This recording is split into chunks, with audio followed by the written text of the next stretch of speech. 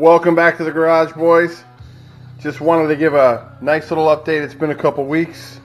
Back out here with the 951 in the garage. This is my O-ringed head. Cleaned up the combustion chambers. I'm actually going to go in and hand lap the valves, and then this head is going to go up for sale. The current build I'm going to do, I'm not going to use the O-rings. I'm going to use a fancier head gasket, beefy studs, and rock and roll. So this will go to somebody who wants to run a wide fire head gasket with O-rings. Should work really well with a good set of studs. It's a Lindsay Racing head. It has new valve springs on it. Has the Lindsay Racing steam kit on it down there. But just going through it, cleaning it up. It'll have new valve stem seals too, all put in it. So it's ready to go for whoever wants it. Status is still the same. We're apart. Holidays and stuff, have made it kind of tough to get out here, but we're out here today, waiting for studs to come. I'll get those in and get that all cleaned up, and we're still kind of working on our boost pipes. A little hard to do when you don't have your head on, but we've got something worked out, which will be pretty good. These are 2.5-inch boost pipes, a little bit bigger than factory, just to help us out with a bigger Voodoo turbo. I have a cylinder head that's going to be built by Valley Cylinder Heads, Joshua. Guy knows his stuff. He does some really trick 944 stuff. Has one of the highest flowing cylinder heads that I've seen. So we're going to have him do some work to a new core, and hopefully, pick up some horsepower with that. Check him out. It's Valley Cylinder Heads on Instagram. Shows all his work.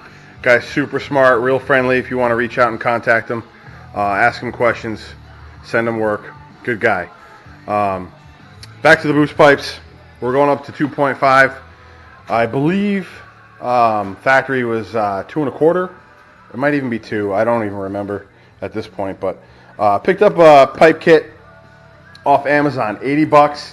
You get a ton of pipe. I have a Jegs bead roller, so we could bead roll for the silicone couplers to hold on there well, and just tinkering around. You can see some of the stuff that I'm working on. Looks like hell right now, but this is all fabrication. Make it fit, and then you make it look pretty afterwards. But we're working on that. Gonna make some real nice pipes for us, and that's really about it. We're kind of just tinkering away, stacking on some stuff. Gonna lap these things. The other project for this year with DG Performance Products, we're going to revisit our 3D printed cold air intake. This is an M-Tune system right here, metal pipe.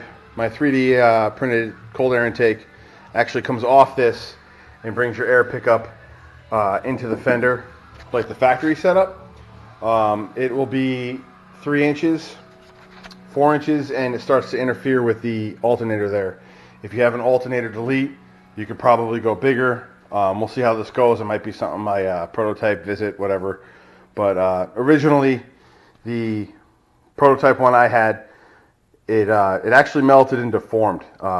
Ambient air temperatures inside this engine get way hotter than I expected. This area was seeing upward of 300 degrees in the middle of the summer last year.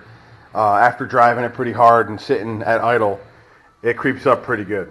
It doesn't help you right next to the coolant tank either. So it deformed. Again, it was all prototyping. It was all testing out. So it didn't hurt anything. And we learned something from it, which is part of the fun of doing all this stuff. Learn, make adjustments, try again.